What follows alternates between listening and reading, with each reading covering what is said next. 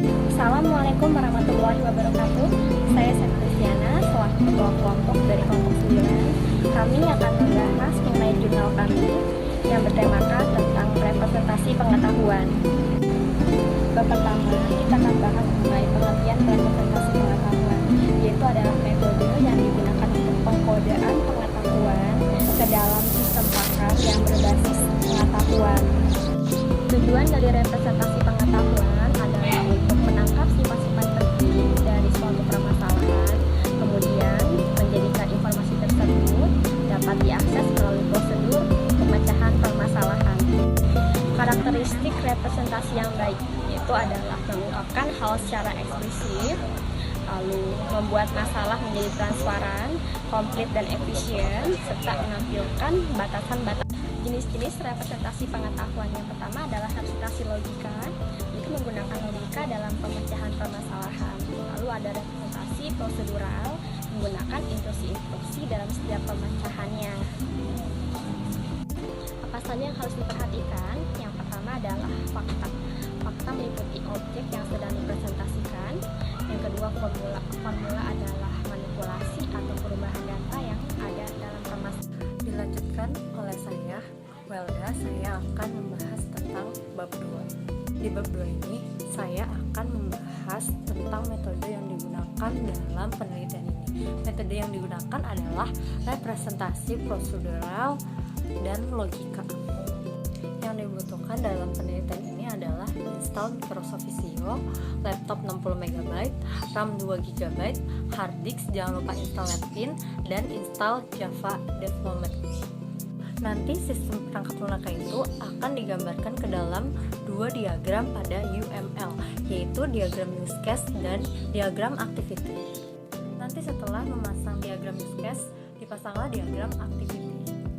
Diagram activity disebut juga sebagai diagram aktivitas yang menggambarkan alur sistem yang sedang dirancang.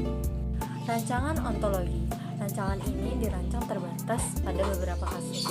Assalamualaikum warahmatullahi wabarakatuh. Nama saya Siti Badia. Saya akan melanjutkan presentasi dari kelompok saya bagian bab 3 dan 4. Yaitu yang pertama adalah poin kelayakan, yaitu pertimbangan apakah sistem pakar yang dibangun itu layak dan dibutuhkan. Dan dalam mempertimbangkan hal tersebut kita dapat dilihat dari dua poin, yaitu kelayakan teknik dan kelayakan operasinya. Dan selanjutnya adalah metodologi pengembangan. Metodologi pengembangan sistem yang digunakan dalam penelitian kali ini yaitu metodologi Guidelines for Rapid Application Engineer atau disingkat dengan GRAPLI.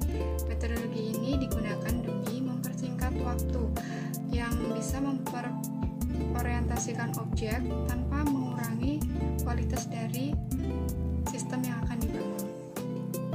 Perencanaan yaitu merupakan tahapan awal atau langkah awal pedoman untuk mempersukses atau tidak suatu penelitian. Dan tahapannya itu adalah pertama harus menilai penilaian kelayakan, yang kedua spesifikasi kebutuhan, dan yang ketiga adalah penggambaran fungsi dari sistem tersebut.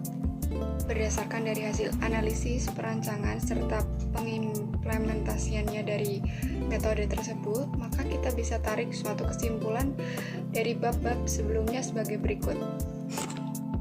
Pertama, yaitu penelitian bisa membuktikan adanya pengaruh positif atau signifikan antara reward terhadap kinerja mesin pos tersebut.